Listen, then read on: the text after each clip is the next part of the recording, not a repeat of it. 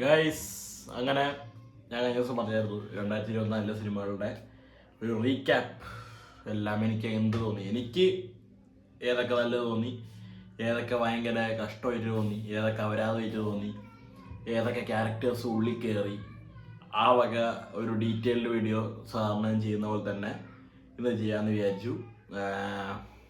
അപ്പോൾ നമുക്ക് ഓരോ പടങ്ങളായിട്ട് ഞാൻ കണ്ടുവന്ന ഓർഡറിൽ തന്നെയാണെന്ന് വിചാരിക്കാം. അതെ, ഓർഡറിൽ തന്നെ ഓരോ പടങ്ങൾ ഇങ്ങനെ നമുക്ക് എനിക്കെന്താ തോന്നിയത്, എന്തായിരുന്നു അതിൽ മികച്ചത്, എന്തായിരുന്നു മോശം, ആ ഒരു രീതിയിൽ പറഞ്ഞു പോവാം. തുടക്കം തന്നെ എബ്രഹാം ഓസ്ലർ, നമ്മുടെ മിഥുൻ മാനുവൽ തോമസൻ സംവിധാനം ചെയ്ത ജയറാമും മമ്മൂക്കേൻ്റെ ഒരു ഗംഭീര ക്യാമിയോ റോളൊക്കെ ഉണ്ടായിരുന്ന ആ ഒരു പടം വെച്ചാണ് 2024 വർഷം നമ്മൾ തുടങ്ങിയത്. അപ്പോൾ എന്നെ സംബന്ധിച്ച് ആ പടം ഒരു ഡീസൻറ്റ് ത്രില്ലറായിട്ട് തന്നെയാണ് എനിക്ക് തോന്നിയത്. ഒരു നല്ലൊരു കുഴപ്പമില്ലാത്തൊരു നല്ലൊരു എക്സ്പീരിയൻസ് തന്നെയാണ് എനിക്ക്. അത്രത്തോളം എല്ലാവരും മറ്റേ അഞ്ചാം പാതിരയും കോപ്പൊക്കെ പ്രതീക്ഷിച്ച് പോയവന്മാർക്ക് അണ്ണാക്കി കിട്ടിയെന്നേ പറയാനുള്ളൂ. പക്ഷെ അല്ലാത്ത പക്ഷം മമ്മൂക്ക ഉണ്ടെന്നുള്ള റൂമറൊക്കെ ഞാൻ മറന്നിട്ട് സ്ക്രീനിൽ പെട്ടെന്ന് അങ്ങനെ കണ്ടപ്പോൾ ഞാനിങ്ങനെ കണ്ണും തള്ളിയായിരുന്നത്. അപ്പോൾ പിന്നെ എനിക്ക് പേഴ്സണലി വലിയ കുഴപ്പമൊന്നും ഉണ്ടായിരുന്ന ഒരു പടമൊന്നുമില്ല. എബ്രഹാം ഓസ്ലർ കണ്ടിരിക്കാൻ പറ്റിയ ഒരു സിനിമ തന്നെയായിരുന്നു. ക്യാപ്റ്റൻ മില്ലർ കിഡിലൻ experience, outstanding, out of the world theatre experience പടം. ധനുഷ് ഒന്നും പറയാനില്ലേ, വിഷയമായിരുന്നത് അത് അറിയാലോ. വെടി പുക മയം നല്ല രസമായിട്ട് അത് പിക്ചറൈസ് ചെയ്ത് വെച്ചിട്ടുണ്ട്. അടുത്തത് ഏറ്റവും കൂടുതൽ ചർച്ച ചെയ്യപ്പെട്ട പടം മലൈക്കോട്ടെ വാലിബൻ. അത് ഞാൻ പറയാലടേ, എനിക്ക് പേഴ്സണലി ഇഷ്ടപ്പെട്ടു. എനിക്ക് ബാക്കിയുള്ളവരുടെ കാര്യമൊന്നും അറിഞ്ഞും കൂടാ. ബാക്കിയുള്ളവർ പോയിരുന്ന് ഉറങ്ങി, തിയേറ്ററിൽ നിന്ന് ഇറങ്ങി ഓടി, ഇങ്ങനെയൊക്കെ പറഞ്ഞ വിഷയമൊക്കെ ഉണ്ടായിട്ടുണ്ട്. പക്ഷെ ഞാൻ ശരിക്കും പടം എൻജോയ് ചെയ്തു.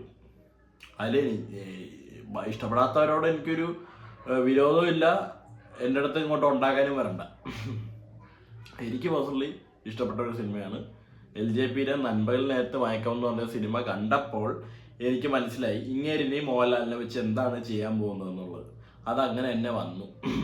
എക്സ്പെക്ടേഷൻ എന്നല്ല, എനിക്കൊരു എന്താ പറയുക, ഒരു പുള്ളി എങ്ങനത്തെ പടം പിടിക്കും എന്നുള്ളൊരു ധാരണ എനിക്കുണ്ടായിരുന്നു. അതുകൊണ്ട് എനിക്കത് അപരാധിഫിക്കേഷൻ ഒന്നും ആയി തോന്നിയില്ല. ജസ്റ്റ് ഞാൻ കണ്ടിരുന്നു, എനിക്ക് കാണാൻ പറ്റി, നല്ലൊരു സിനിമയായിട്ട് തോന്നി, അത്രേ ഉള്ളൂ.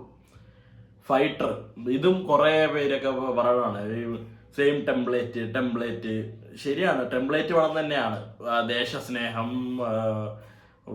വർഗീയത പ്രശ്നങ്ങൾ, ഇന്നാളിറങ്ങിയ അമരനിലാണെങ്കിൽ ഈ വക കാര്യങ്ങളൊക്കെ തന്നെയാണ് കൂടുതലുള്ളത്. അതും ജസ്റ്റ് ഒരു ഫൺ പടോടെ. ഞാൻ പിന്നെ ഹൃത്തിക് റോഷനെ കാണാൻ വേണ്ടി പോയതാണ്. ഹൃത്തിക് റോഷന്റെ എന്താണ് ആ ഒരു സ്വാഗും സ്ക്രീൻ പ്രസൻസും ഓറയും ഫൈറ്റും ജെറ്റും അത് അങ്ങനെയുള്ള സാധനങ്ങളൊക്കെ കാണാൻ വേണ്ടി പോയതാണ് ഞാൻ. എനിക്ക് ഒരു നല്ല എക്സ്പീരിയൻസ് തന്നെയായിരുന്നു അതും. നെക്സ്റ്റ്, അന്വേഷിപ്പിൻ കണ്ടെത്തും. കിടിലൻ ഇൻ ദ സെൻസ്, നമുക്ക് എന്താ പറയാ, നല്ലവണ്ണം എൻഗേജ്ഡ് ആയിട്ട് ഇരുന്ന് കാണാൻ പറ്റിയ ഒരു ത്രില്ലർ അനുഭവം. ടൊവിനോ നല്ല ഒരു റോള് ചെയ്തു. ഫസ്റ്റ് ഹാഫിൽ ഒരു കഥ, സെക്കൻഡ് ഹാഫിൽ വേറൊരു കഥ. സെക്കൻഡ് ഹാഫിലെ ട്വിസ്റ്റും അതൊന്നും ഞാൻ ഒട്ടും പ്രതീക്ഷിച്ചിട്ടുണ്ടായില്ല. ബാക്കിയുള്ളവർക്ക് ഇങ്ങനെ തോന്നിയെന്ന് എനിക്ക് അറിഞ്ഞൂടാ, ഞാൻ ഒട്ടും പ്രതീക്ഷിച്ചിട്ടുണ്ടായില്ല. എനിക്ക് നല്ലൊരു അനുഭവം തന്നെയായിരുന്നു. അന്വേഷിപ്പിൻ കണ്ടെത്തും എന്ന് പറഞ്ഞ പടം. അത് ഡയറക്റ്റ് ചെയ്ത ഡാർവിൻ കുര്യാക്കോസ്, അങ്ങനെ എന്തോ ആയിരുന്നു പുള്ളീൻ്റെ പേരെന്ന് തോന്നുന്നു. അടുത്തത് നമ്മുടെ പ്രേമലു. Fun entertainer. ഇങ്ങനത്തെ ഫൺ പടങ്ങളൊക്കെ എൻ്റെ ഉള്ളിൽ കയറി അതൊന്ന് ഇറങ്ങി പോകാൻ കുറച്ച് സമയം എടുക്കും. പ്രേമലു ഒക്കെ എൻ്റെ ഉള്ളിൽ നിന്ന് ഇറങ്ങി പോകാൻ കുറേ സമയം എടുത്തത്. ഞാൻ എൻ്റെ ഭയങ്കര എന്താ പറയുക, പായിലെ പാട്ടൊക്കെ ലൂപ്പിലിട്ട് ഇങ്ങനെ കേട്ടോണ്ടിരിക്കുന്ന ഒരു പ്രശ്നമൊക്കെ എനിക്കുണ്ടായിരുന്നു തുടക്കത്തിൽ. ഞാൻ 3 വട്ടം തിയേറ്ററിലൊക്കെ പോയി കണ്ടിട്ടുണ്ട്, OTTയിലും കുറേ വട്ടം ഇരുന്ന് കണ്ടിട്ടുണ്ട്. അതിനുശേഷമാണ് ഒരു മടുപ്പ് വരണത് വരെ ഞാനിരുന്ന് പാട്ട് കേൾക്കലും സിനിമ കാണലും കണ്ടിന്യൂ ചെയ്തുകൊണ്ടിരുന്നു. കൊള്ളാം, നമുക്കൊരു കിടിലൻ എക്സ്പീരിയൻസ് തന്നെ ആയിരുന്നു പടം. Next one is Bramayugam. കലിയുടെ ഒക്കെ ഡയലോഗ് പറഞ്ഞ് ഞാൻ വേർപ്പിക്കുന്നില്ല. എന്താണ് ഞാൻ പറയേണ്ടത്? നിങ്ങൾക്കറിയാമെന്ന് എനിക്കും അറിയാം. മമ്മൂക്കയുടെ ഒരു വിധേയനിലുള്ള ക്യാരക്ടറുടെ ലെവൽ പെർഫോമൻസ് സാധനം. അർജുന അശോകനായാലും പൊളിയായിരുന്നു. നമ്മുടെ സിദ്ധാർത്ഥ അടിപൊളിയായിരുന്നു. രാഹുൽ സദാശിവൻ ബ്രോ, എനിക്ക് നിങ്ങളുടെ ആദ്യത്തെ പടം ഭയങ്കര ഇഷ്ടമാണ് എനിക്ക്. നമ്മുടെ ഭൂതകാലം എന്ന് പറയുന്ന സിനിമ, അതിനെ മാറ്റി വെച്ച് പുള്ളിയുടെ അടുത്ത പടം നമുക്ക് പിന്നെയും ഇഷ്ടപ്പെടാൻ പറ്റും എന്നൊക്കെ പറഞ്ഞു കഴിഞ്ഞാൽ അത് ചെറിയൊരു കാര്യമില്ല. മാത്രമല്ല മമ്മൂക്കേൻ്റെ ഒരു ക്യാരക്ടർ, കൊടുമൺ പോറ്റി എന്ന് പറഞ്ഞ ക്യാരക്ടർ എപ്പോഴും ഉള്ളി കാണും. ആ ചിക്കനൊക്കെ കടിച്ചു പറിക്കുന്ന സീനൊക്കെ കാണുമ്പോട്ടല്ലോ, ഓ എന്തൊരു മനുഷ്യരുടെ എന്ന് തോന്നിപ്പോകും നമുക്ക്. ഒരു ബ്രാഹ്മണനാണോ ഇതെന്ന് നമുക്ക് തോന്നിപ്പോകും. എന്നാൽ നല്ല അവസാനം വരുന്ന ട്വിസ്റ്റും കാര്യങ്ങളും അതൊക്കെ നല്ലൊരു പേസിൽ തന്നെ പടം പോയിട്ടുണ്ടായിരുന്നു. നമുക്ക് എൻജോയ് ചെയ്യാൻ പറ്റുന്ന ഒരു സാധനമായിരുന്നു. പിന്നെ ആ ബ്ലാക്ക് ആൻഡ് വൈറ്റ് തീം ആ തിയേറ്ററിൽ കാണാൻ നല്ല രസമുള്ള ഒരു സാധനം തന്നെയായിരുന്നു. പിന്നെ തുണ്ടും അധികം പേർക്കൊന്നും ഇഷ്ടപ്പെട്ടില്ല. കുറെ പേരൊക്കെ OTT വാച്ചിലേക്കൊക്കെ തള്ളി എന്നൊക്കെ തോന്നി. പക്ഷെ ഞാൻ എൻജോയ് ചെയ്ത പടമാണ്. ബിജു മേനോൻ ചേട്ടനൊക്കെ അത്യാവശ്യം നല്ല, ആ പയ്യനും അവർ രണ്ടുപേരും അത്യാവശ്യം നല്ല രീതിയിൽ തന്നെ ചെയ്ത ഒരു പടമായിട്ടാണ് എനിക്ക് തോന്നിയത്. നല്ല കളറും, നമ്മുടെ എന്താ പറയാ, ഖാലിദ് റഹ്മാൻ എടുക്കുന്ന പിക്ചറൈസ് ചെയ്യുന്ന സിനിമകളുടെയൊക്കെ ഒരു ടോണും ആ രീതിയിലാണ്. ജിംഷി ഖാലിദോ ഷഹിജു ഖാലിദോ ആരോ ആണ് സിനിമാറ്റോഗ്രാഫി ചെയ്തിരിക്കുന്നത്. അതാണ്. പിന്നെ മഞ്ഞുമൽ ബോയ്സ്, അത് ഞാൻ ഇനി എന്താ പറയണ്ടത്? ഞാൻ ഒന്നും പറയണ്ട, നിങ്ങൾക്ക് തന്നെ കാര്യങ്ങൾ മനസ്സിലായി കാണും. മഞ്ഞുമൽ ബോയ്സ് എന്ന് പറയുന്ന സിനിമ എനിക്ക് വളരെയധികം വർക്കായതും കുറേയൊക്കെ കണക്ട് ചെയ്യാൻ പറ്റിയ ആയിട്ടുള്ളൊരു സിനിമയായിരുന്നു. ആ പടവും ഞാൻ 2 വട്ടം കണ്ടു. ബട്ട് ഒരു തിയേറ്റർ എക്സ്പീരിയൻസ് എന്നുള്ളതിന് ഉപരി നമുക്ക് അവസാനമൊന്നും അങ്ങനെ കണ്ടിരിക്കാൻ പറ്റൂല. ഒരു ഡ്രാഗിങ് ഒക്കെ ഫീൽ ചെയ്യാം. പക്ഷേ എന്നും ആ പടമൊക്കെ ഉള്ളിൽ തന്നെ കാണും. ഇപ്പോൾ തന്നെ പെട്ടെന്ന് 2024 ബെസ്റ്റ് പടം ഏതാണെന്ന് ചോദിച്ചാൽ മഞ്ഞുമൽ ബോയ്സ് നമുക്ക് എടുത്ത് പറയാം. ആ ഒരു രീതിയിലാണ് ചിദംബരം എടുത്ത് നമ്മുടെ മനം കവരുന്ന രീതിയിൽ തന്നെയാണ് അത് എടുത്തു വെച്ചിരിക്കുന്നത്. ആ എഴുത്തിൻ്റെ ഗുണമാണ് അതൊക്കെ. കുറേ പേർക്കൊക്കെ ഉണ്ട്, കുറേ പേർക്കൊക്കെ ഇല്ല. പിന്നെ ഇത്രയും നേരം ഞാൻ പറഞ്ഞുകൊണ്ടിരുന്നത് നല്ലത്, ഒരു മിഡ് ആവറേജ്, അങ്ങനെ ഒരു രീതിയിലാണ് ഞാൻ പറഞ്ഞുകൊണ്ടിരുന്നത്. അടുത്തത് കൊടൂര അപരാധം, തങ്കമണി. അപരാധം എന്ന് മാത്രമേ ഞാൻ പറയുന്നുള്ളൂ. ഞാൻ അതിനെക്കുറിച്ച് കൂടുതൽ പറയാൻ പോയി കഴിഞ്ഞാൽ കഴിഞ്ഞ വീഡിയോൻ്റെ 10 ഇരട്ടിക്ക് ഞാൻ പറയേണ്ടി വരും. അപ്പോൾ ആ വീഡിയോ ചാനൽ കിടപ്പുണ്ട്, ഇഷ്ടമുള്ളവരെടുത്ത് കണ്ടാൽ മതി. അഞ്ചക്കള്ള കോക്കാൻ, അടുത്ത ഒരു ക്രാഫ്റ്റ്, അതൊരു എന്താ പറയുക, ഒരു സ്ഥിരം ടെംപ്ലേറ്റ് അല്ലാത്ത എന്നാൽ ഒരു ടെംപ്ലേറ്റ് പടം പോലെ ആയിരുന്ന നമ്മുടെ മച്ചാൻ്റെ പേരെന്താ, ഒരു ലുക്മാൻ അവറാൻ ഒരു കിടിലൻ റോള് ചെയ്ത ചെമ്പൻ വിനോദ് ചേട്ടനോ, ഒരു രക്ഷയില്ലാത്തൊരു കിടിലൻ റോള് ചെയ്തത്. ഭയങ്കര എന്താ പറയാ, നാടൻ സെറ്റപ്പും കുറെ കിടിലൻ ഫ്രെയിംസും കാടും മാടും മാവും ആ ഒരു സംഭവങ്ങളൊക്കെ അടിപൊളിയായിരുന്നു. സെറ്റ് ഒരു പടം തന്നെയായിരുന്നു അഞ്ചക്കള്ള കോക്കാൻ.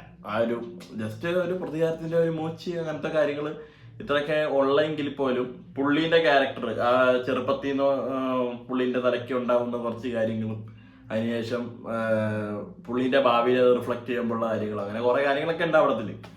ഞാൻ പറയാനൊന്നും തുടങ്ങുന്നില്ല, പറഞ്ഞു തീർക്കാൻ എനിക്ക് പറ്റൂല, അതൊരു കാര്യം. പിന്നെ അടുത്തത് എക്സിറ്റ് എന്ന് പറഞ്ഞ പടം. ഇത് അധികം ആരും കണ്ടിട്ടുണ്ടാവില്ല.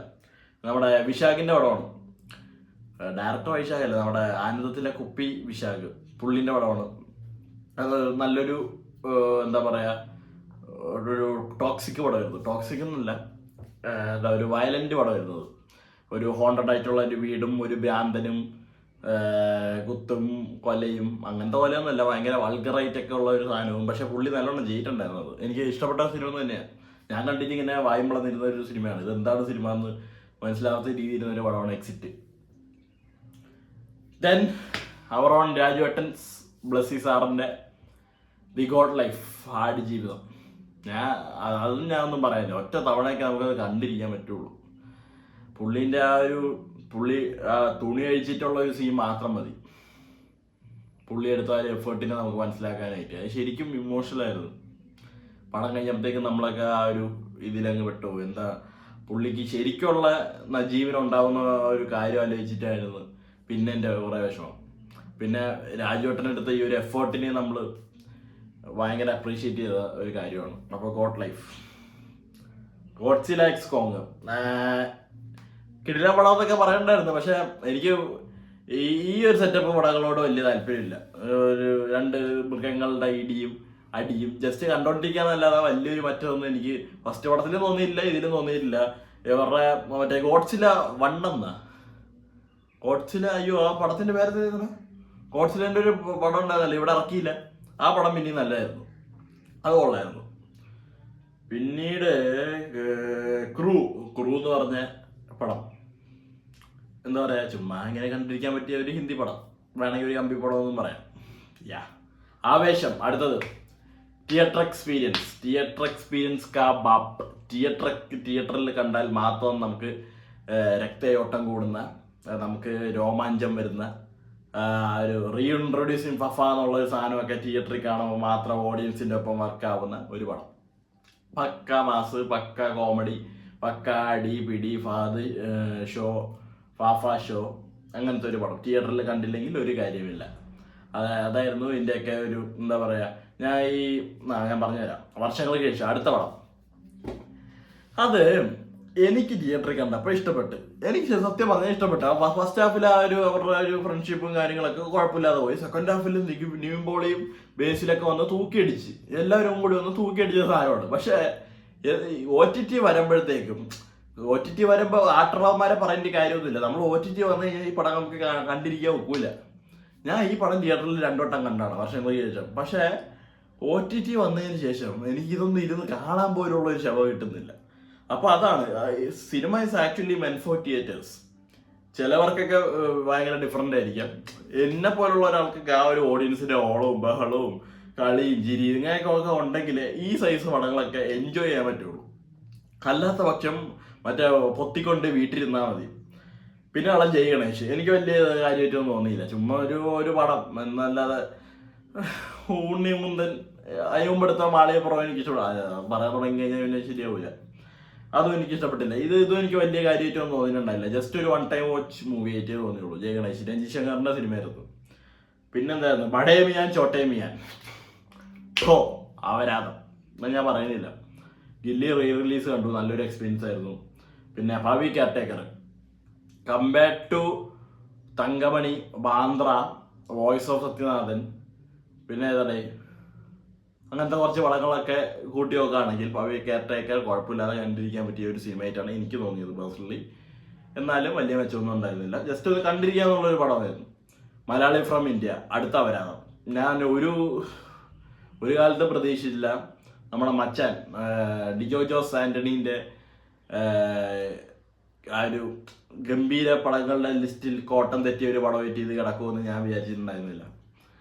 അതെ, എനിക്ക് ഇഷ്ടപ്പെട്ടില്ല. ഇഷ്ടപ്പെട്ടവർക്ക് ഇഷ്ടപ്പെട്ട് കാണും. നിവിൻ വർഷങ്ങൾക്ക് ശേഷത്തിൽ ആ ഒരു സെക്കൻഡ് ഹാഫിൽ കുറച്ച് നന്നായിട്ട് കണ്ടിട്ട് ഇവിടെ എത്തിയപ്പോഴത്തേക്കും 2 കൂടി പിന്നെ അവരാൻ തന്നെയായിരുന്നു, ധ്യാനും നിവിനും കൂടി. പിന്നെ ഫാമിലി സ്റ്റാർ ഓഷു, വിജയ് ദേവരക്കൊണ്ടയും മൃണാൽ താക്കൂറുള്ള സിനിമയാണ്. ഏതിലൂടെ പ്രൈമിൽ കിടപ്പുണ്ടാവും. എല്ലാവരും കുത്തിയിരുന്നൊന്ന് കാണേണ്ട പടമാണ്. നല്ല ഫാമിലി സ്റ്റാർ, നല്ല ഫാമിലി പടമാണ്. എല്ലാവരും കണ്ടു നോക്കുക. നടികറും എനിക്കിഷ്ടപ്പെട്ട സിനിമയാണ്. എനിക്ക് വർഷം തോന്നിയില്ലടേ. ഞാൻ അത് എന്താ പറയുക, വെറുതെ നമുക്ക് ചുമ്മാ ഇങ്ങനെ ഇരുന്ന് കാണാൻ പറ്റിയൊരു സിനിമയായിട്ടാണ് എനിക്ക് നടികർ തോന്നിയത്. അതും കുറേ പേർക്ക് ഇഷ്ടപ്പെട്ടില്ല, ഫ്ലോപ്പായി പോയി എന്നൊക്കെ പറയണ്ടായിരുന്നു. ഞാൻ ജസ്റ്റ് കണ്ടിരുന്ന സിനിമയാണ് നടികർ. ഓക്കെ. ഗുരുവായൂർ അമ്പലടയിൽ, ഇത് അടുത്ത പടം. ഇത് എനിക്ക് ശരിക്കും തോന്നിയതാണ് കേട്ടോ. ഞാനിത് 2 വട്ടം തിയേറ്ററിൽ പോയി കണ്ടു. ഗുരുവായൂർ അമ്പലടയിൽ എന്ന് പറഞ്ഞ cinema first day first show കണ്ടു. പിന്നെ വേറൊരു ഒരു ദിവസം ഞാൻ പോയി കണ്ടു. തിയേറ്ററിലെ ഓളത്തിലും ആ ഒരു ഇതിലും കണ്ടിരിക്കാൻ കിഡിലാണ് ഈ പടം. ശരിക്കും നമ്മൾ എൻജോയ് ചെയ്യും. നമ്മൾ ശരിക്കും അങ്ങ് ചിരിച്ച് അർമാദിച്ച് ഉല്ലാസിച്ച് അങ്ങനെ ഇരുന്ന് കണ്ടുപോയി സിനിമ. ബട്ട് OTT വന്നു കഴിഞ്ഞാൽ 1.5 മണിക്കൂർ ഞാൻ ഓണാക്കി വെച്ചിട്ട് ഞാൻ അടച്ചു വെച്ചിട്ട് പോയി. പിന്നെ അമ്മേനെ ഇരുത്തി കാണിക്കാതെ വിചാരിച്ചാൽ അമ്മയ്ക്ക് ഇഷ്ടപ്പെട്ടില്ല. അമ്മ കുറച്ച് നേരം കണ്ടിട്ട് ഇതെന്തൊരു പടം എന്ന് പറഞ്ഞിട്ട് പുള്ളിക്കാരി അടിച്ചു പോയി. അപ്പൊ അതാണ് ഈ ചില സെറ്റ് പടങ്ങളുടെയൊക്കെ കുഴപ്പം. അതാണ്, നമ്മൾ ഒട്ടും വിചാരിക്കൂല അത്, പക്ഷെ അങ്ങനെ ഉണ്ടാവും. സുരേഷിന്റെയും സുമലതയുടെയും ഹൃദയഹാരിയായ പ്രണയകഥ, വല്ലാത്ത വലിയ പേരല്ലേ. നമ്മുടെ ഒന്നാം കേസ് ബോർഡിലെ 2 ക്യാരക്ടേഴ്സിനെ ചുരണ്ടി എടുത്തിട്ട് ഇവിടെ ഇട്ട് ചെയ്യിപ്പിച്ച ഒരു സിനിമയാണ് സുമേഷിന്റെയും സുമലതയുടെയും ഹൃദയഹാരിയായ പ്രണയകഥ. SSHPK അങ്ങനെയാണെന്ന് തോന്നുന്നു. എനിക്ക് എന്താ ഒരു ഉദ്ദേശിച്ചതെന്ന് മനസ്സിലായില്ല. പാസ്റ്റ് പ്രസന്റ് ഫ്യൂച്ചർ കുറെ ടൈം ലൈൻ മാറുന്നു, കളർ മാറുന്നു, വിഷയം മാറുന്നു. എനിക്കെന്താ സംഭവം മനസ്സിലായില്ല കേട്ടോ. എനിക്ക് ആ പടം എന്താ സംഭവം എന്ന് പോലും മനസ്സിലായില്ല. എനിക്ക് ഒരു പിടിയില്ല പടത്തിനെ കുറിച്ച്, ഒന്നും മനസ്സിലായില്ല, അതുകൊണ്ട് ഒന്നും പറയാനില്ല എനിക്ക്. അടുത്തത് ടർബോ, അവരാത്ത് എന്നേ ഞാൻ പറയുള്ളൂ. എനിക്കൊട്ടും മറക്കാത്ത സിനിമയായിരുന്നു. മാസം എന്നൊക്കെ പറഞ്ഞ് എന്തൊക്കെയോ കാണിച്ചു കൂട്ടി, ഒരു ഇമ്പാക്റ്റും ഇല്ല, അങ്ങനത്തെ ഒരു പടം ടർബോ. ഓക്കെ. തലവനും എനിക്കൊരു എന്താ പറയുക, ഒരു ഡീസൻ്റ്ലി അല്ലെങ്കിൽ ഒരു ആവറേജ് അനുഭവമേ തന്നിട്ടുണ്ടായിരുന്നുള്ളൂ. സ്റ്റോറി സ്ക്രീൻ പ്ലേ ഒക്കെ ഓക്കെ, പക്ഷെ ഞാൻ ഇവരുടെ ഒരു നല്ലൊരു കോംബോ, ആ മ്യൂസിക് ഒക്കെ, തലവൻ എന്ന് പറഞ്ഞൊരു മ്യൂസിക് എന്നൊക്കെ കേട്ടപ്പോഴത്തേക്കും ഞാൻ വിചാരിച്ചു ഇവരുടെ ഒരു കിടിലൻ കോംബോ ഒക്കെ കാണാൻ പറ്റുമെന്ന്. എൻ്റെ പേഴ്സണൽ ഒപ്പീനിയനാണ്, എൻ്റെ മാത്രം പ്രശ്നമായിരിക്കാം, അത് അങ്ങനെ ആയിട്ട് കൂട്ടിയാൽ മതി. Mandakini was fun. അതും കുറേ പേരൊക്കെ പറയണ്ടായി ആർക്ക് വർക്കായില്ലെന്നൊക്കെ പറയണ്ടായി. ബട്ട് എനിക്ക് വർക്കായി. ഞാനിന്ന് കണ്ട് ഉല്ലസിച്ച പടമാണ് മന്ദാകിനി. ആ വിനീത് തട്ടിൽ എന്ന് പറഞ്ഞ മച്ചാൻ്റെയൊക്കെ കിടിലൻ കോമഡി പെർഫോമൻസ് ഒക്കെ ഉണ്ടായിരുന്ന ഒരു പടം. അബു സലീം അതിൽ അടിപൊളിയായിരുന്നു. പിന്നെ അബു സലീം അല്ലല്ല, അൽത്താഫ്, സോറി മച്ചാന്മാരെ, ആള് മാറിപ്പോയി. Once upon a time in Kochi, നാദൃശ്യൻ്റെ പടമാണ്, അവരാതുമാണ്, ഇത്ര ഞാൻ പറയുന്നുള്ളൂ. ഗരുഡൻ, തമിഴിലുണ്ടായിരുന്ന സിനിമയാണ് ഗരുഡൻ. സൂര്യൻ്റെ, ശശികുമാറും നമ്മുടെ ഉണ്ണിമുന്തനൊക്കെ ഉള്ള ഒരു ഒരു തമിഴ് അടിപ്പടം. നല്ല കുറച്ച് മാസും കുറച്ച് നല്ല ഉഷിരുള്ള സീൻസും ഒരു ടെംപ്ലേറ്റ് ആയിട്ടുള്ള ഒരു കഥയും, ചുമ്മാ ഇങ്ങനെ കണ്ടിരിക്കാൻ പറ്റിയ ഒരു സിനിമ, അത്രേ ഉള്ളൂ. പിന്നെ ലിറ്റിൽ ഹാർട്സ്, അതൊരു രസ്യം പടമായിരുന്നു കേട്ടോ. എന്ന് വെച്ചാൽ ഭയങ്കര ലൈറ്റ് ഹാർട്ടഡ്, കൈൻഡ്, ഇമോഷണൽ, ചെറിയ ഒരു ലവ് ട്രാക്കും, ഫാദർ സൺ റിലേഷൻ ആണെങ്കിലും അങ്ങനത്തെ ഒരു ചെറിയൊരു ലൈറ്റ് ഹാർട്ടഡ് മൂവി, കൊള്ളാം, എനിക്ക് ഇഷ്ടപ്പെട്ട cinema little hearts. Ghajini release was nice. Golam, അതും ഒരു വെറൈറ്റി രീതിയിലുള്ള ഒരു ത്രില്ലർ അപ്രോച്ചായിരുന്നു നമ്മുടെ മലയാള സിനിമയ്ക്ക്. നല്ലൊരു സംഭവം തന്നെയായിരുന്നു. നല്ല screen play was very engaging. ഞാൻ പോയപ്പോഴത്തേക്കും മറ്റേ അവസാനമൊക്കെ ഇപ്പം മറ്റേ എടിച്ചിരുന്ന് കാണുന്ന എഡ്ജ് ഓഫ് ദ സീറ്റ് അനുഭവം എന്നൊക്കെ വേണമെങ്കിൽ പറയാം നമുക്ക്. അവരാധം, മഹാരാജ, ഞാൻ ഒന്നും പറയണ്ടല്ലോ. മഹാരാജ നിങ്ങൾ ഏത് രീതിയിലാണ് കണ്ട് കൂട്ടിയെന്നുള്ള കാര്യമൊന്നും ഞാൻ പറയേണ്ട കാര്യമൊന്നുമില്ല, എല്ലാവർക്കും അറിയാം. കിടിലൻ പടം, ഒന്നും പറയില്ല. വിജയ് സേതുപതി, ആ കൊച്ച്, അനുരാഗ് കാശ്യപ്, ഒരു രക്ഷ ഉണ്ടായില്ല, അടിപൊളി. ഗഗനചാരിയും ഒരു എക്സ്പെരിമെൻ്റൽ സംഭവമായിരുന്നു. അത് ആർക്കും ഇഷ്ടപ്പെട്ടിട്ടില്ലെന്നാണ് എനിക്ക് തോന്നുന്നത്. ബട്ട് എനിക്കിഷ്ടപ്പെട്ടു. ഒരു വേറെ രീതിയിലുള്ള ഒരു കോമഡി തലങ്ങളൊക്കെ ആയിരുന്നു. കുറേ പേർക്കൊക്കെ ഇഷ്ടപ്പെട്ടെന്ന് തോന്നട്ടോ. ആ ഒരു ഏലിയൻ സംഭവങ്ങളൊന്നും കുറേ പേർക്ക് കത്തിയില്ല. എനിക്ക് പക്ഷെ അവസാനത്തെ സീനൊക്കെ വെരി ഫണ്ണി ആയിട്ട് തോന്നി. അതൊക്കെ. കൽക്കിയും ഇത് തന്നെയാണ്. Second half was nice, first ഹാഫിലൊന്നുമില്ല. അമിതാഭ് ബച്ചൻ്റെ റോൾ കൊള്ളാം, പ്രഭാസ് കുറച്ച് കോമഡി ആയിരുന്നു, ദിശ പട്ടാനിനെ പറയണ്ട, ദീപിക അടിപൊളിയായിരുന്നു, അന്നാബൻ്റെ റോള് കിടിലൻ റോളായിരുന്നു. അങ്ങനെ നാഗേഷിനെ കൊണ്ട് ഇങ്ങനത്തെ ഒരു പടമൊക്കെ അതിനൊക്കെ എടുക്കാനുള്ള ഒരു കെൽപ്പുണ്ടെന്ന് പുള്ളി തെളിയിച്ച ഒരു സാധനമാണ്. അടുത്ത പടത്തിന് വേണ്ടി ഞാൻ വെയിറ്റിംഗ് ആണ്. ഓഫ് കോഴ്സ് കൊള്ളാം. ഉള്ളൊഴുക്ക്, അത് ആ ഇമോഷണൽ അവരുടെ ആ ഒരു പെർഫോമൻസിൻ്റെ ബേസിസിൽ കിട്ടില്ല. നമ്മൾ അവരുടെ രണ്ടുപേരുടെ കഥാപാത്രമൊക്കെ അവസാനം നമ്മൾ ആറൊപ്പം നിൽക്കുമെന്ന് തോന്നിപ്പോവും, ഇവരിങ്ങനെ തന്നെ ചെയ്യുമെന്നും തോന്നിപ്പോവും. ഭയങ്കര ഇമോഷനിലും ആ ഒരു ഡെപ്ത്നെസ് ആണെങ്കിലും, പാർവതീൻ്റെ കഥാപാത്രമാണെങ്കിലും ഉർവശി ചേച്ചിൻ്റെ കഥാപാത്രമാണെങ്കിലും ഭയങ്കര ഒരു എന്താ പറയുക ഡെഫിനിഷനുള്ള കഥാപാത്രങ്ങളെ പോലെയാണ്. കില്ല്, മാർക്കോ കാണുന്നതിന് മുമ്പ് ഏറ്റവും വയലൻ്റായിട്ട് എനിക്ക് തോന്നിയിരുന്ന സിനിമ. 2 വട്ടം തിയേറ്ററിൽ പോയിരുന്ന ഞാൻ ശരിക്കും അടി കണ്ട് എൻജോയ് ചെയ്ത പടം കിൽ, പൊളിയായിരുന്നു. അടുത്തത് FDFS ഷോസിൻ്റെ ശാപം തുടങ്ങിയ സിനിമ ഇന്ത്യൻ 2, കൊടൂര അപരാധം. ഇന്ത്യൻ എന്ന് പറഞ്ഞ ആ ഒരു ക്രാഫ്റ്റ് പടത്തിനെ വെറുതെ സെക്കൻഡ് പാർട്ട് കൊണ്ടുവന്ന് തുലച്ച സിനിമ, കമലഹാസനെ ഊഷയാക്കിയ സിനിമ, അനിരുദ്ധിനെ വെറുതെ ഒരു കാര്യമില്ലാതെ കുറേ കർമ്മങ്ങൾ പണിക്കാൻ വേണ്ടി വെച്ച പടം, വലിയ കാര്യമൊന്നും ഉണ്ടായില്ല. ഇന്ത്യൻ 2 ഊമ്പി. ഡെഡ്പൂൾ ആൻഡ് വോൾവറിൻ നല്ലൊരു എക്സ്പീരിയൻസ് തന്നെയായിരുന്നു. നല്ലൊരു സിനിമ എന്ന് വെച്ചാൽ നമുക്കിങ്ങനെ കണ്ട് അതൊരു എൻ്റർടൈൻമെൻറ്റ് വാല്യൂ എന്നൊക്കെ ഉള്ളൂ. എൻ്റർടൈനറാണ്, നമുക്കിന്ന് ഇങ്ങനെ കാണാം. എന്ന് വെച്ചാൽ ഇതിൻ്റെ പാസ്റ്റും പ്രീയും മറ്റേ ഫ്യൂച്ചറും അങ്ങനെയുള്ള എല്ലാ പടങ്ങളും കണ്ടിട്ടൊന്നുമല്ല ഞാൻ പോയത്. ജസ്റ്റ് ഇതിൻ്റെ റെഡ് പൂളിന്റെ കുറച്ച് പഴയ പടങ്ങളും പിന്നെ വൂൾവറിന്റെ സീരീസിന്റെ അവിടെ ഇവിടെയൊക്കെ കുറച്ച് കണ്ടിട്ട് ഞാൻ പോയുള്ളൂ. കുറെ കാര്യങ്ങളൊന്നും എനിക്ക് മനസ്സിലായിട്ട് പോലും ഇല്ല. അപ്പം അത് എൻ്റെ ഒരു റിവ്യൂ ആണെന്ന് പോലും നമുക്ക് എടുത്ത് പറയാൻ പറ്റില്ല. ബട്ട് കണ്ടിരിക്കാൻ പറ്റുന്ന നല്ലൊരു ഫണ്ണി പടം, കുറച്ച് വയലൻസും അടിപിടിയൊക്കെ ഉണ്ട്, കണ്ടിരിക്കാൻ പറ്റുന്ന ഒരു സാധനം. Raayan was an average movie. Interval ബ്ലോക്കൊക്കെ അടിപൊളി കൊടൂര സാധനമായിരുന്നു. പക്ഷെ അവസാനമൊക്കെ ആയപ്പോഴത്തേക്കും ഒരു ടെംപ്ലേറ്റ് സാധനം നിന്ന് ആയിപ്പോയി. ധനുഷിൻ്റെ കുറച്ചും കൂടി പ്രതീക്ഷിച്ചായിരുന്നു, ബട്ട് അത് കിട്ടിയില്ല. എന്നാലും കൂറ പടമൊന്നുമല്ല, കണ്ടിരിക്കാം, ജസ്റ്റ് കണ്ടിരിക്കാൻ പറ്റുന്ന ഒരു സിനിമ.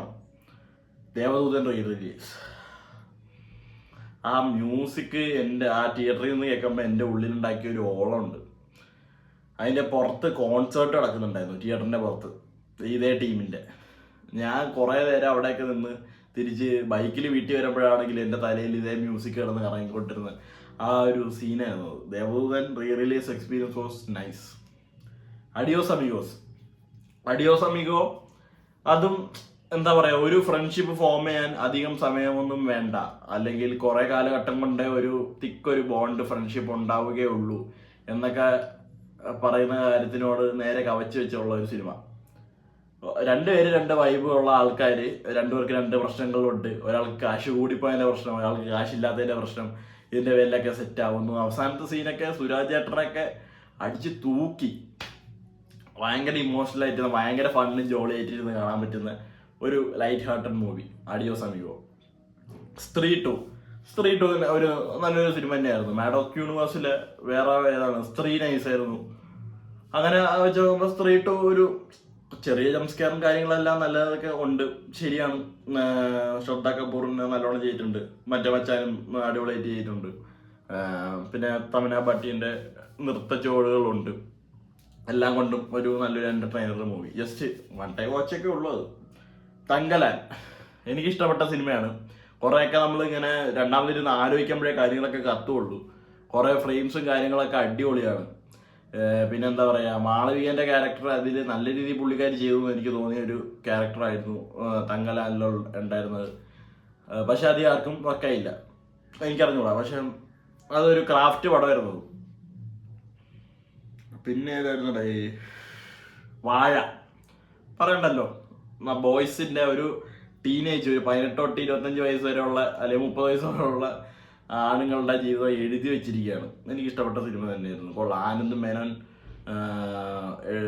ഡയറക്റ്റ് ചെയ്ത റിട്ടേൺ ബൈ നമ്മുടെ മച്ചാൻ, അയ്യോ പുള്ളിൻ്റെ പേരെന്താ, മറന്നതല്ല, നമ്മുടെ വിപിൻ ദാസ്, ഗുരുവായൂരമ്പലനടയിലൊക്കെ ഡയറക്റ്റ് ചെയ്ത പുള്ളി. പിന്നെ നുണക്കുഴിയും എനിക്കൊരു എന്താ പറയുക, ഒരു comedy entertainer one time watch movie അത്ര തോന്നുന്നത്. ഈ സ്റ്റോറിൻ്റെ ബേസിലൊക്കെ അത്യാവശ്യം നല്ലോണം ചെയ്തെന്ന് തന്നെ എനിക്ക് തോന്നിയ ഒരു സിനിമ, കൊള്ളാം. പിന്നീട് മണിച്ചിത്രത്താഴ് റിലീസ്. അതാണ് റിലീസൊക്കെ ഞാൻ ഒന്നും വെട്ടിട്ടില്ലെന്ന് തോന്നുന്നു. കുറേ റോക്ക് സ്റ്റാർ ഞാൻ പോയില്ല, അത് സബ് ടൈറ്റിൽ നിന്ന് വന്നുകൊണ്ട് ഞാൻ റോക്ക് സ്റ്റാറിന് പോയിട്ടുണ്ടായില്ല. മണിച്ചിത്രത്താഴ് നല്ലൊരു എക്സ്പീരിയൻസ് ആയിരുന്നു. ഞാനും എൻ്റെ 2 ഫ്രണ്ട്സ് കൂടിയാണ് പോയത്. നമുക്ക് എന്താ പറയുക, പഴയ ക്യാരക്ടേഴ്സിൻ്റെ ഒക്കെ അപ്പോൾ അവരുണ്ടാക്കിയിരുന്ന ഒരു ചിരിയും ഒരു ചെറിയ കാര്യത്തിനൊക്കെ കോമഡിയൊക്കെ ഉണ്ടാവുള്ളൂ. പക്ഷെ അത് ഇപ്പോഴും നമുക്കിരുന്ന് മനസ്സോർന്ന് ചിരിക്കാൻ പറ്റുന്നുണ്ട്. അങ്ങനെയാണ് അവർ ആ കാലത്തെ എടുത്തു വെച്ചത്. അതുകൊണ്ട് മണിച്ചിത്രത്താഴ് വാസ് നൈസ്. ഡിമോണ്ടി കോളനി 2 കുഴപ്പമില്ലാത്തൊരു എക്സെപ്ഷണൽ ആവറേജ് എന്നൊക്കെ വേണമെങ്കിൽ പറയാൻ പറ്റുന്ന ഒരു സിനിമ. പിന്നീട് ഫുട്ടേജ്, അത് രസമായിരുന്നു കേട്ടോ. അത് ഭയങ്കര എക്സ്പെരിമെൻ്റൽ ആയിട്ടുള്ള ഒരു സിനിമ, ഇതുവരെ കാണാത്ത രീതിയിലുള്ള ഒരു സിനിമ, ഒരു ഫ്ലാറ്റ് റേഷ്യോ സിനിമ. അത് PXL-ലാണെങ്കിൽ ഫുൾ സ്ക്രീനിൽ കണ്ട ഒരു സിനിമ. അവരുടെ ആക്ഷനും അടിപൊളിയൊക്കെ തന്നെയായിരുന്നു. അവർ നല്ലൊരു ചെയ്തിട്ടുണ്ട്. മഞ്ജു വാര്യറും കുഴപ്പമില്ലാത്തൊരു നല്ലൊരു സിനിമ ആയിട്ടാണ് എനിക്കത് തോന്നിയത്. ഭയങ്കര ഒരു എക്സ്പെരിമെൻ്റലായിട്ട് ചെയ്തൊരു സിനിമ. പാലും പഴവും ശോകം പറയാ വയ്യാതെ ശോകം. പിന്നെ സെറിപ്പോത ശനിവാരം, നമ്മുടെ നാനീൻ്റെ സിനിമ. ഒരു മാസ് പടം, ഒരു ടെംപ്ലേറ്റ് പടം, എന്നാൽ കുഴപ്പമില്ല, കണ്ടിരിക്കാൻ പറ്റുന്ന ഒരു പടം. അത്ര വലിയൊന്നുമില്ല, വൺ ടൈം വാച്ച്, ഒരു ആവറേജ് മൂവി ആയിട്ട് നമുക്ക് കൂട്ടാം. അങ്ങനത്തെ ഒരു മാസ് പടം. അടുത്തതാണ് പടം Thalapathy Vijay is the greatest of all time. ഞാൻ പറഞ്ഞാണ് അത് അത്ര വലിയ മെച്ചമൊന്നുമില്ല, ചുമ്മാ വെറുതെ ഒറ്റ തവണ വേണമെങ്കിൽ കണ്ടിരിക്കാം. പക്ഷെ പിന്നീട് ആലോചിക്കുമ്പോഴാണ് അവരാൻ തന്നെയാണ്. ഞാൻ സമ്മതിക്കുന്നു, വിജയ് ഫാൻ ആണെങ്കിൽ ഞാൻ സമ്മതിക്കുന്നു, അവരാൻ തന്നെയാണ് ARM ഞാൻ ഇങ്ങനെ പറഞ്ഞല്ല, നമുക്ക് ഇങ്ങനെ കുറെ സിനിമയിലൊക്കെ കുറെ ക്യാരക്ടേഴ്സിന് നമുക്ക് കിട്ടും മനസ്സിൽ ഇങ്ങനെ ഇരിക്കുന്നത്. അതുപോലത്തെ ഒരു ക്യാരക്ടറായിരുന്നു മണിയൻ. ARM അങ്ങനത്തെ ഒരു കിടിലൻ റോൾ തന്നെയാണ് പുള്ളി ചെയ്തത്. ബട്ട് പടം വെച്ച് നോക്കുമ്പോൾ എനിക്ക് അതൊരു ആവറേജ് ആയിട്ടേ തോന്നിയുള്ളൂ. സെക്കൻഡ് ഹാഫ് ഒക്കെ എനിക്ക് അത്ര വർക്കൊന്നുമായിട്ടുണ്ടായിരുന്നില്ല. ജസ്റ്റ് ഒരു വൺ ടൈം വാച്ച്, ഒരു above average movie cause of Maniyan. പിന്നീട് കൊണ്ടല് അവരാണ് കിഷ്കിണ്ട കാണ്ഡം. മൈ മാൻ. അച്ഛൻ്റെ പേര് ദിഞ്ജിത്ത് അയ്യത്തൻ. എഴുതിയത് Bahul Ramesh, if I am not wrong. ഒന്നും പറയില്ല. ആ അപ്പുപിള്ള എന്ന് പറഞ്ഞ ക്യാരക്ടർ ആ പടം കണ്ട ഏതൊരു മനുഷ്യൻ്റെ ഉള്ളിൽ കാണും എന്നാണ് എനിക്ക് തോന്നിയത്. അപ്പുപിള്ള, ആ ജയനും പിന്നെ കൊച്ചും. അതിനെക്കുറിച്ച് പറയാൻ തുടങ്ങി കഴിഞ്ഞാൽ പിന്നെ കുറേ നേരം ഇരുന്ന് സംസാരിക്കുന്നുണ്ട്. ഞാൻ ഇങ്ങനെ കുറേ ഫ്രണ്ട്സായിട്ട് സംസാരിക്കാൻ പറ്റും, ഇരുന്നങ്ങ് സംസാരിക്കും. ക്ലാസ്സിൽ പോയാലും നമ്മൾ ഇരുന്നങ്ങ് സംസാരിക്കും. അവസാനത്തെ ഡയലോഗും മ്യൂസിക്കും ഇൻട്രസ്റ്റെല്ലാർ ലെവൽ സാധനമായിരുന്നു ആ മ്യൂസിക് എന്ന് ഞാൻ പറയും. ഞാൻ DJ സെക്സി കേട്ടപ്പോൾ നല്ല രസമായിരുന്നു ആ മ്യൂസിക്. ഞാൻ കൂടുതലൊന്നും പറയുന്നില്ല, നല്ല കിടിലൻ പടമായിരുന്നു. കാണാത്ത ഇനിയും ഉണ്ടെങ്കിൽ വീട്ടിലിരുന്ന് TV ഇരുന്ന് കാണുക. Bad boys and Omar fun, Devara part 1, Vettaiyan decent average movie, അത്ര ഞാൻ പറയുന്നുള്ളൂ. ബൊഗെയിൻവില്ല അതും ഒരു ആവറേജ് എന്ന് വേണമെങ്കിൽ പറയാൻ പറ്റുന്ന ഒരു പടം. അമൽ നീരദ് പടങ്ങൾ വെച്ചൊന്നും കമ്പയർ പോലും ചെയ്യാൻ പറ്റാത്ത ഒരു സിനിമ. 1000 BB സീരീസ് കിട്ടില്ല സാധനം. പോളി സീരീസ്, എൻഗേജിങ് എന്ന് പറഞ്ഞാൽ ആദ്യത്തെ 2 എപ്പിസോഡ് കഴിയുമ്പോൾ തന്നെ നമ്മളങ്ങ് ഇരുന്ന് തുടങ്ങും. പിന്നെ ഒറ്റ സ്ട്രെച്ചിലാണ് ഞാൻ ഈ സീരീസ് കണ്ടെടുത്തത്. അപ്പം പിന്നെ ഞാൻ കൂടുതൽ പറയേണ്ട കാര്യമില്ലല്ലോ. സെറ്റ് സാധനമായിരുന്നു. നമ്മുടെ അതിനു മുമ്പ് കേരള ക്രൈം ഫയൽസ് ഒക്കെ ഇറങ്ങിയപ്പോൾ ഉണ്ടായിരുന്ന അതേ ഒരു ഫീലിലുള്ള ഒരു സാധനം കൊള്ളാം. പിന്നെ പണി, ജോർജ് ജോർജിൻ്റെ, അതും എനിക്ക് ആ വില്ലന്മാരുണ്ട് ഒരു അടിപൊളിയായിരുന്നു. കുറേ നല്ല സീൻസും ഉണ്ടായിരുന്നു. പക്ഷെ അവസാനമൊക്കെ കുറേ ചുറ്റിക്കൽ പോലെ തോന്നിപ്പോയി. ഇങ്ങനെ തൊടേണ്ടത് ഇങ്ങനെ തൊടേണ്ട പോലെ തോന്നിപ്പോയി. അപ്പോൾ അതൊരു above average cum average movie. Lucky Bhaskar ഒരു രക്ഷ ഉണ്ടായിരുന്നില്ല. അത് നമുക്ക് ഫസ്റ്റ് ഹാഫ് കണ്ടിറങ്ങിയപ്പോഴത്തേക്കും വലിയ കുഴപ്പമൊന്നുമില്ലല്ലേ, ഇങ്ങനെ കണ്ടിരിക്കാനേ തോന്നിയുള്ളൂ. സെക്കൻഡ് ഹാഫിൽ ആ കൊടൂര മാസമൊക്കെ വന്നതിന് ശേഷം പടം വേറെ ലീഗിലേക്ക് എത്തിയത്. അത് പറയാതിരിക്കാൻ വയ്യടേ. Lucky Bhaskar was fantastic. അമരനും നമുക്കറിയാം ഒരു സോൾജറിന്റെ കഥ എവിടെ കൊണ്ട് അവർ അവസാനം എൻഡ് ചെയ്യിക്കുമെന്ന് അറിയാം. പക്ഷെ അവർ എത്രത്തോളം അത് എൻഗേജിങ് ആക്കാൻ നോക്കുന്നു എന്നുള്ളതിലാണ് കാര്യം. ഡ്യൂറേഷൻ കൂടുതലായതിൻ്റെ ചെറിയ പ്രശ്നം ഈ സിനിമയ്ക്ക് ഉണ്ടായിരുന്നു. ബട്ട് കണ്ടിരിക്കാൻ പറ്റുന്ന ഒരു സിനിമയാണ്. ബട്ട് മേജർ ലെവലോ ഷെയർ ലെവലോ ഒന്നും എത്തിയിട്ടില്ല, എന്നാലും കണ്ടിരിക്കാൻ പറ്റുന്ന ഒരു സിനിമയാണ്. അയാം കാതലൻ, പ്രേമലുവിൻ്റെ അത്ര ഒരു ഇമ്പാക്റ്റ് ഒന്നും ഉണ്ടാക്കാൻ പറ്റിയില്ലെന്ന് തോന്നുന്നു സിനിമയ്ക്ക്. ബട്ട് ഒരു വൺ ടൈം വാച്ച് ഒരു നല്ലൊരു പടമായിട്ട് തന്നെയാണ് എനിക്ക് തോന്നിയത്. ഒറ്റ തവണ കാണാൻ പറ്റുള്ളൂ, പക്ഷേ ഇൻട്രസ്റ്റിംഗ് ആയിരുന്നു, എൻഗേജിങ് ആയിരുന്നു, അത് എനിക്ക് തോന്നി. മുറയും ഒട്ടും പ്രതീക്ഷിക്കാതെ ഫസ്റ്റ് ഡേ കഴിഞ്ഞപ്പോൾ എനിക്ക് കുറേ മെസ്സേജൊക്കെ വന്നു. നിഖിലേട്ടനും പിന്നെ വേറെ 2 കമ്പനിക്കാരൊക്കെ ഈ പടം കൊള്ളാമെന്ന് കണ്ടുവെക്കെന്ന് പറഞ്ഞുകൊണ്ടാണ് ഞാൻ പോയി കണ്ടത്. നല്ലൊരു ഇടിപ്പടമായിരുന്നു, നല്ല രസമുള്ള മച്ചാൻ എന്തായിരുന്നു, ഹൃദു ഹരൂണ, എനിക്ക് കറക്റ്റ് പേരാണ് കേട്ടാ. ഓൾ വി ഇമാജിനേഴ്സ് ലൈനിലൊക്കെ ഉള്ള മച്ചാൻ. അപ്പോൾ അതും നല്ലൊരു സിനിമ തന്നെയായിരുന്നു. കങ്കുവ, അപരാധം, ഹലോ മമ്മി ആവറേജ്, സൂക്ഷ്മദർശിനി കിടിലം. അതായത് ഇനിയും കാണാത്തവരുണ്ടെങ്കിൽ കണ്ടുവെക്കുക. ഭയങ്കര ഡാർക്ക് കോമഡിയും ഡാർക്ക് ഹ്യൂമർ സംഭവങ്ങളൊക്കെ ആയിട്ട് ബേസിലിൻ്റെ കഥാപാത്രം ഭയങ്കര നിഗൂഢമായിട്ടുള്ള അന്യൻ്റെ വീട്ടിലോട്ട് കണ്ണെത്തിച്ച് നോക്കുന്ന കുറേ മാമിമാരുടെയൊക്കെ കഥ. പുഷ്പ 2 അപരാധം, രുതിരം കുഴപ്പമില്ല, കണ്ടിരിക്കാം. എനിക്ക് ഇഷ്ടപ്പെട്ട ഒരു സാധനം തന്നെയാണത്. നല്ല ഒരു രാജ്ബി ഷെട്ടീൻ്റെ ഒരു പെർഫോമൻസ് ആണെങ്കിലും ആ ഒരു കഥാപരമായിട്ട് ഒരു സോഷ്യലി നമ്മളിങ്ങനെ കുറേ പേര് അനുഭവിച്ചിരിക്കുന്ന ഒരു സാധനമൊക്കെ വന്നിരിക്കുന്ന ഒരു സിനിമ കൊള്ളായിരുന്നു. റൈഫിൾ ക്ലബ്ബ് ഞാൻ ഒന്നും പറയുന്നില്ലല്ലോ, ഞാൻ ഈ ഇടയ്ക്കാണ് വീഡിയോ ഇട്ട്, അതുകൊണ്ടാണ് ഞാൻ കൂടുതലായിട്ടൊന്നും പറയാത്തത്. അതിലെല്ലാം പറയിട്ടുണ്ട്. കിടിലം. മാർക്കോ അവസാനത്തെ 1.5 മണിക്കൂർ ഒരു രക്ഷ ഉണ്ടായില്ല. എക്സ്ട്രാ ഡീസൻറ്റ്, സുരാജ് ഏട്ടൻ. ഇനി കണ്ട കുറച്ച് ഷോർട്ട് വീഡിയോസിൻ്റെ ഇതുള്ളത്. വീടുതലേ പാർട്ട് 2 വലിയ കാര്യമായിട്ട് എനിക്ക് തോന്നിയില്ല. സ്ഥാനാർത്ഥി ശ്രീകുട്ടൻ ഒരു ഭയങ്കര ലൈറ്റ് ഹാർട്ടഡ് ഒരു സ്കൂൾ കാലഘട്ടമൊക്കെ ഓർമ്മ വരുന്ന ടൈപ്പ് ഒരു സിനിമ. ഒരു മൊരടാൻ സാറും കുറച്ച് പിള്ളേർ സെറ്റും അങ്ങനെയൊക്കെ ഇരിക്കും കാണാൻ പറ്റുന്ന ഒരു സിനിമ. പിന്നെന്തായിരുന്നു, ആനന്ദ് ശ്രീവാല, നല്ലൊരു ഇൻവെസ്റ്റിഗേഷൻ ത്രില്ലറായിരുന്നു. നമ്മുടെ ഡോക്ടർ ആക്ടർ മച്ചാനൊക്കെ നല്ലോണം ചെയ്തിട്ടുണ്ട് പടത്തില്. പല്ലോട്ടി 90s കിഡ്സ്, നൊസ്റ്റാൾജിക് പടം, ഭയങ്കര നൊസ്റ്റാൾജിയൊക്കെ വാരി വിതറിയിട്ടിരിക്കുന്ന ഒരു സിനിമയായിരുന്നു Pallotti 90s kids. Venom last dance കുഴപ്പമില്ല, കണ്ടിരിക്കാൻ പറ്റുന്ന ഒരു സിനിമ. ഫസ്റ്റ് വെനത്തിൻ്റെ അത്ര ഒന്നും ഉണ്ടായിരുന്നില്ല, എന്നാലും വലിയ സെക്കൻഡിലൊക്കെ വന്നപ്പോൾ കുറച്ച് താന്നു, ഇതിലോട്ട് വന്നപ്പോൾ പിന്നെയും താന്നു, അങ്ങനത്തെ ഒരു പടം. തെക്ക് വടക്ക് അപരാധം, കപ്പ് ലവ് ഓൾ പ്ലേ അപരാധം, മെയ്യഴകൻ കിടിലം പടം.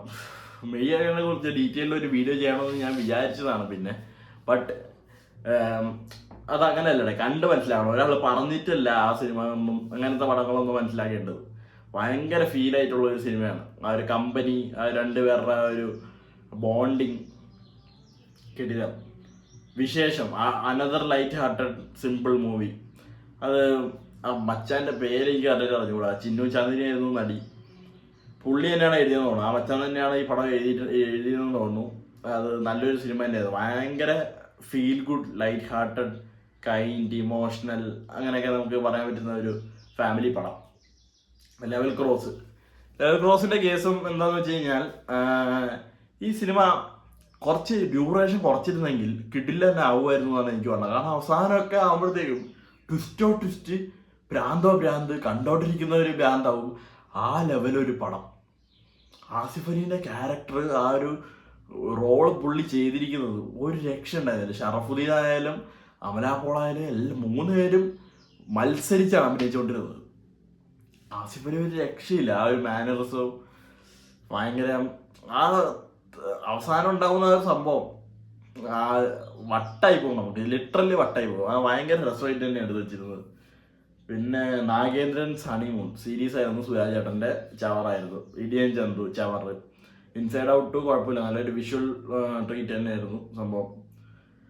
പിന്നീട് പാരഡൈസ് കുഴപ്പമില്ലാത്തൊരു സിനിമ എന്നേ എനിക്ക് പറയാനുള്ളൂ. എനിക്ക് വലിയൊന്നും തോന്നിയില്ല. റോഷൻ ദർശനം തന്നെയായിരുന്നു തോന്നുന്നു. നടന്ന സംഭവം അലമ്പ്. ഫ്യൂരിയസ് മാൻമാക്സ് ആകാം, നല്ലൊരു വിഷ്വൽ ട്രീറ്റ് തന്നെയായിരുന്നു. പെരുമാനി കുഴപ്പമില്ല, ഒരു ആവറേജ് പടം. ഫോൾ ഗൈ ജസ്റ്റ് കണ്ടോണ്ടിരിക്കാൻ പറ്റുന്ന ഒരു എൻ്റർടൈനർ മൂവി. മൈതാൻ കിടിലം പടം, അജയ് ദേവ്ഗൺ സെറ്റ് അഭിനയമായിരുന്നു. അത് നല്ലൊരു കഥയായിരുന്നു മൈതാൻ. ഞാനത് എവിടെയായിരുന്നു, PXL ആണെന്ന് തോന്നുന്നു കണ്ടത്. കുംഫു പാണ്ട 4 ജസ്റ്റ് കണ്ടോണ്ടിരിക്കാൻ പറ്റുന്ന ഒരു പടം, വിഷ്വൽ ട്രീറ്റ്. ആട്ടം, ആനന്ദ് എഗർഷി മച്ചാനെ വേറെ റേഞ്ച് പടം വരുന്നത്. അത് നമ്മളിങ്ങനെ ചിന്തിക്കും, ആരാണ് വില്ലൻ, എവിടെയാണ് വില്ലന്മാരെന്ന്. നാറുകളാണ്. വലിയ നടൻ നായകനും മറ്റേ നല്ലവനെന്ന് പറഞ്ഞ ഒരാളും ഇല്ല, അങ്ങനത്തെ ഒരു പടം. ഡ്യൂൺ പാർട്ട് 2 കഥാപരമായിട്ട് എനിക്ക് ഒട്ടും ഇൻട്രസ്റ്റിംഗ് ഇല്ലാത്തൊരു ടോപ്പിക്കാണ്, മനസ്സിലാവാത്ത സംഭവങ്ങളാണ്, ബട്ട് വിഷ്വലി കിട്ടില്ല. 12th ഫെയിൽ പോളി പടം, മോട്ടിവേഷൻ കാ ബാപ്പ് പടം. പിന്നെ പേരില്ലൂർ പ്രീമിയർ ലീഗ് എനിക്ക് വലിയൊന്നും തോന്നിയില്ല.